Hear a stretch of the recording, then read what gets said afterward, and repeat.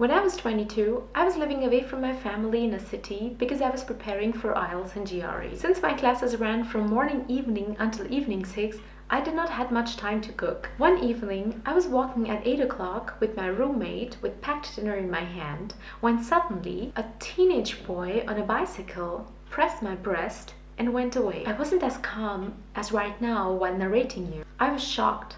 And so was my friend. For the first few minutes, I could not even realize what the hell just happened. I'm walking literally parallel to houses where families live. Streets are lit up. People are evening walking, and somebody just touched my...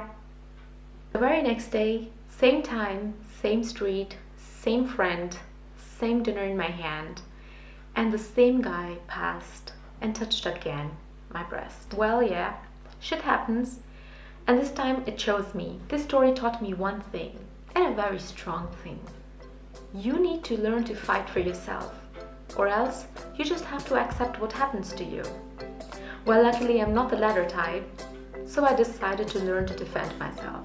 Well, like most of us, I bring this procrastinating character with me. Though I learned a very strong lesson and a very important lesson of protecting myself, I didn't do much for like a couple of years, until the last weekend when I saw that a fitness studio next to my university is offering a self-defense course for females.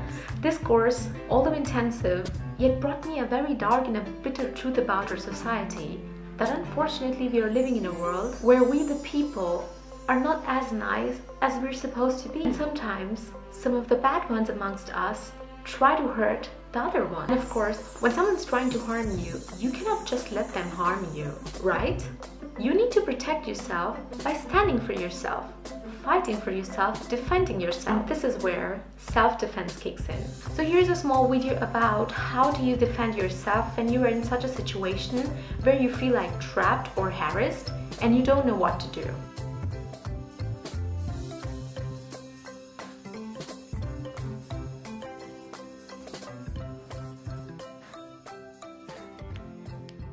Number 1.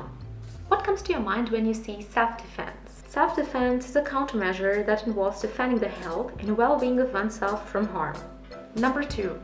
Why and when do you need to self-defend? Unfortunately, we live in a society where we need to protect our own self, or our personal and private zone that just belongs to us. Anyone, and I mean literally anyone, trying to intrude that personal zone needs to be handled sincerely and extensively. Number 3.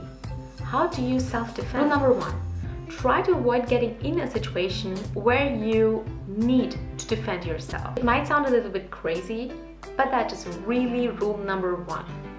If you're walking somewhere and you don't feel good, or you have a gut feeling that something might go wrong, or you have a feeling that somebody is actually following you, just try to change that path and take another path where there are more people, more light, and if in case there is any situation, people can observe. Number 2.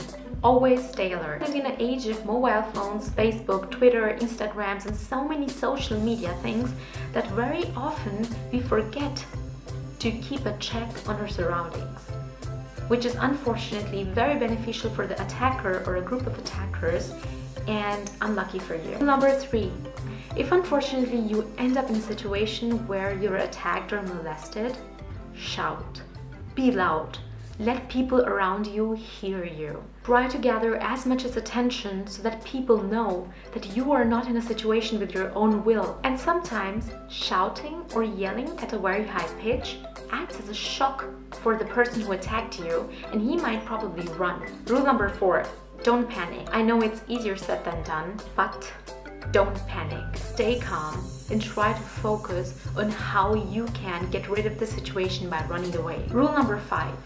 Always inform police. After the incident, no matter what the aftermath is, you were safe or not, the attacker ran away or whatsoever, always inform the police. They need to know that you were in a situation in a certain area so that they're alerted for any future attacks, or they might even get the guy who attacked you. Number 6. Get yourself registered in a self-defense course now. No matter who you are, a girl or a boy, a kid or a teenager, you gotta stand for yourself and fight for yourself. It isn't good to have an attitude of sit back and relax because nothing has ever happened to you. It doesn't mean that nothing could happen to you. It is always good to prepare yourself for the best, but it is even better to be ready for the worst.